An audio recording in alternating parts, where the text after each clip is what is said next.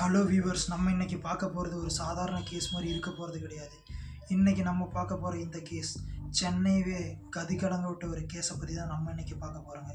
இந்த கேஸ் எக்கச்சக்கமான மர்மங்களையும் விடை தெரியாத பல கேள்விகளையும் உள்ளடக்கி இருக்குது.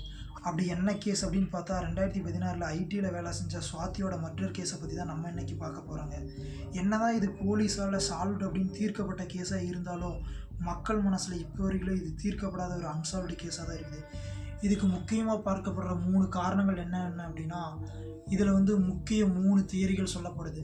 அது என்ன, உண்மையாலுமே அன்றைக்கி சுவாதியை யார் தான் கொலை பண்ணா, இதுக்கு காரணம் யார், பின்னாடி யாரெல்லாம் இருந்தாங்க அப்படிங்கிற ஒரு சஸ்பென்ஸ் த்ரில்லரான கேஸை தான் நம்ம இன்றைக்கி பார்க்க போகிறோங்க.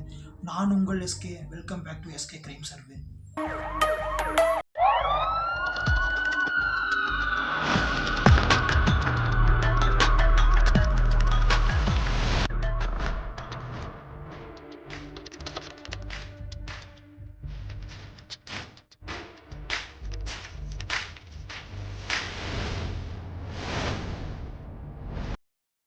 அன்றைய நாள் 2016 ஜூன் 24.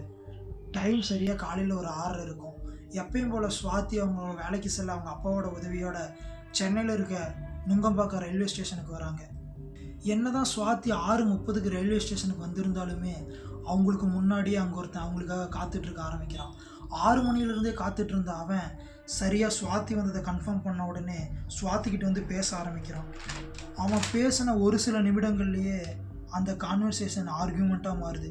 அப்போ சுவாதி கொஞ்சம் கூட எதிர்பார்க்காத அந்த நேரத்தில் அந்த மர்ம நபர் சுவாதியோட வாயிலேயே தான் வச்சிருந்த கத்தியை வச்சு சரமாரியாக தாக்குறான்.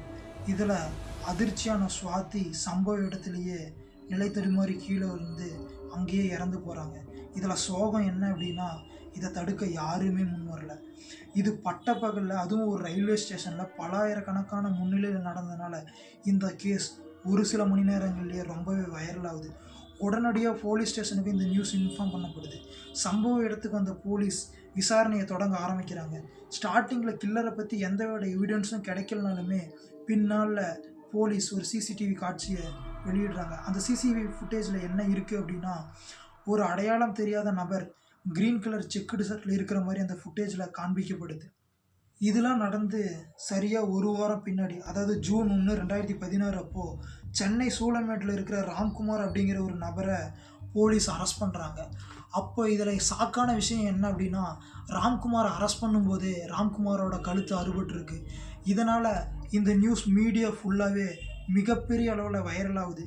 இதோட காரணம் என்ன அப்படின்ட்டு மீடியா பல கேள்விகளை போலீஸ் முன்னிலையில் வைக்கிறாங்க. போலீஸ் சொன்ன விளக்கமும், ராம்குமார் சுவாதியை ஒன் சைடாக லவ் பண்ணிட்டு இருந்ததாகவும், அப்போ ராம்குமாரோட காதலை மறுப்பு தெரிவித்ததுனால ராம்குமார் தான் சுவாதியை கொலை பண்ணியிருக்கலாம் அப்படின்னு போலீஸ் ரொம்பவே ஸ்ட்ராங்காக சொல்கிறாங்க. அது மட்டும் இல்லாமல் ராம்குமார் சுவாதியை ஃபேஸ்புக்கில் ஃபாலோ பண்ணிகிட்டு இருந்ததாகவும், அதே மாதிரி சுவாதியோட ஃப்ரெண்ட் மாலிக் அப்படிங்கிற ஒருத்தர் கொடுத்த வாக்குமூலத்தின் மூலியமாகவும் ராம்குமாரை அரெஸ்ட் பண்ணுறாங்க. அப்போது நான் ஆரம்பத்திலேயே சொன்ன மாதிரி ராம்குமாரோட கழுத்து அறுபட்டுறதுனால போலீஸ் உடனடியாக ராம்குமாரை மருத்துவமனையில் அனுமதிக்கிறாங்க. அப்போது மருத்துவமனையிலேருந்து சில நாட்களுக்கு பின்னாடி ராம்குமார் சென்னையில் இருக்கிற புலன் ஜெயிலுக்கு மாற்றப்படுறாங்க. அப்போது விசாரணை நடந்துட்டு இருக்கிற சில இடைப்பட்ட நாட்கள்லேயே ரொம்பவுமே ஒரு அதிர்ச்சிகரமான தகவல் வெளியாகுது. அப்படி என்ன அப்படின்னா, ராம்குமார் ஜெயிலில் இருக்க ஒரு மின்கம்பியை வாயில் கடித்து இறந்து போனதாக சொல்கிறாங்க. என்னதான் போலீஸ் ராம்குமார் மின்கம்பியை கடித்து இறந்து போனதாக சொன்னாலும் இதை மக்கள் கொஞ்சம் கூட ஏற்றுக்க தயாராக இல்லை. இதுக்கெல்லாம் என்ன காரணம் அப்படின்னா, இப்போ வரையிலும் கொலை நடந்து கிட்டத்தட்ட 8 வருஷங்கள் ஆயிடுச்சு. இப்போ வரையிலுமே மக்கள் 3 தியரியை ரொம்ப அதிகமாக நம்பப்படுறாங்க. அதில் முதல் தியரி என்ன அப்படின்னா, சிசிடிவி ஃபுட்டேஜில் இருந்தது உண்மையிலுமே ராம்குமார் தானா அப்படிங்கிற ஒரு கேள்வி. அதுக்கு காரணம் என்னென்னா, ராம்குமாரோட முகத்தோற்றம், அவரோட பாடி லாங்குவேஜ், அதே மாதிரி அவரோட உடல் தோற்றம், இது எல்லாமே சிசிடிவியில் இருக்கிற அந்த ஒரு நபருக்கு முற்றிலும் மாறுபாடாக அமையுது. இதில் 2வது தியரியாக மக்களால் நம்பப்படுறது என்ன அப்படின்னா, ராம்குமாரோட மரணம். ஏன் ராம்குமாரோட மரணம் மிகப்பெரிய அளவில் ஒரு தியரியாக பார்க்கப்படுது அப்படின்னா, அதுக்கு காரணம் ராம்குமாரோட போஸ்ட்மார்ட்டம் ரிப்போர்ட். அதாவது ஒருத்தன் வாயில் மின்கம்பி கடிச்சு இறந்துருந்தா அவனோட பல்லு கருகி இருக்கணும், உள்ளே இருக்கிற பாடி பார்ட்ஸ்லாம் டேமேஜ் ஆகிருக்கணும். ஆனால் இந்த மாதிரி எந்தவித ஒரு இதுவுமே ராம்குமாருக்கு நடக்கலை. அது மட்டும் இல்லாமல் ராம்குமாரோட போஸ்ட்மார்ட்டம் ரிப்போர்ட் வந்து ராம்குமார் இறந்து 1 இயருக்கு அப்புறமா தான் வெளியிடவே படுது. இதனாலேயுமே மக்கள் வந்து ரொம்பவுமே பரபரப்பாக, அதுவும் ராம்குமார் இதை கொலை பண்ணியிருக்க மாட்டாங்க அப்படின்னு ஸ்ட்ராங்காக நம்பப்படுது. 3வது தியரி என்ன அப்படின்னா, இது வந்து ஒரு ஜாதிக்காக நடந்திருக்கிற கொலையாவே இருக்கலாம் அப்படின்னு சொல்லப்படுறாங்க. அதுக்கு காரணம் என்னன்னா, ராம்குமார், சுவாதி இவங்க 2 பேருமே வெவ்வேறு சமுதாயத்தை சேர்ந்தவங்களும், சுவாதி வந்து ஜாதி மாறி ராம்குமாரை காதலிச்சதுனால, அவங்களோட பேரண்ட்ஸே கூலிப்படை வச்சு கொன்னுருக்கலாம் அப்படின்னு நம்பப்படுது.